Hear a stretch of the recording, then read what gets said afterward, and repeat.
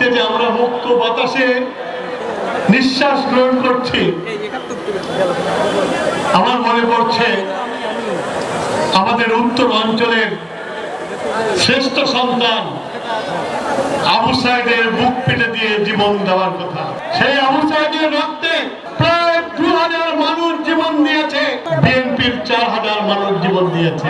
আমাদের এই মুক্তির ষড়যন্ত্র, মুক্তি যাতে না থাকে সেই ষড়যন্ত্র চলছে। আজকে সংস্কার সংস্কার কথা শুনছি, আমাদের বিরুদ্ধে প্রচার করা হচ্ছে আমরা নাকি যা বলে তাই না করি। সংস্কার তো 5-এর পরে আপনারা কথা বলছেন। সংস্কার সম্বন্ধে তো আমার নেত্রী বেগম খালেদা জিয়া 2016 সালে ভিশন 2030 দিয়েছিলেন 10 দফা। এখনো আওয়ামী লীগের দুঃসাহস দেখায় কেমনে, চিন্তা করে কেমনে।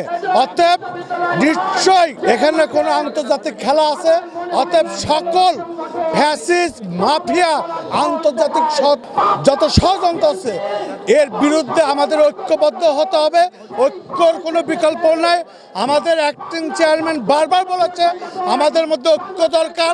বিএনপি নেতাকর্মীদেরকে একটা বার্তা দেওয়া, তারেক রহমানের বা পার্টির বার্তাটা দেওয়া, পাশাপাশি জনগণকে অবহিত করা, বিশেষ করে দ্রব্যমূল্যের দুর্গতি আছে সেটাকে সহনীয় পর্যায়ে রাখা এবং দ্রুত নির্বাচনের একটা রোড ম্যাপ ঘোষণা করা এবং অবনতিশীল আইন শৃঙ্খলা পরিস্থিতিকে উন্নতি করার জন্য জনগণকে সচেতন করা, পাশাপাশি আইন শৃঙ্খলা বাহিনী এবং প্রশাসনকে সহযোগিতা করার উদ্দেশ্যে আজকে মূলত আমাদের এই জনসভাটা হচ্ছে। এখানে নির্বাচনী রোড ম্যাপে দেশকে আগায় নেওয়ার জন্য বিএনপির দাবির সমূহ একসাথে তুলে ধরার জন্য সারা বাংলাদেশে পর্যায়ক্রমে এরকম জনসভা হচ্ছে।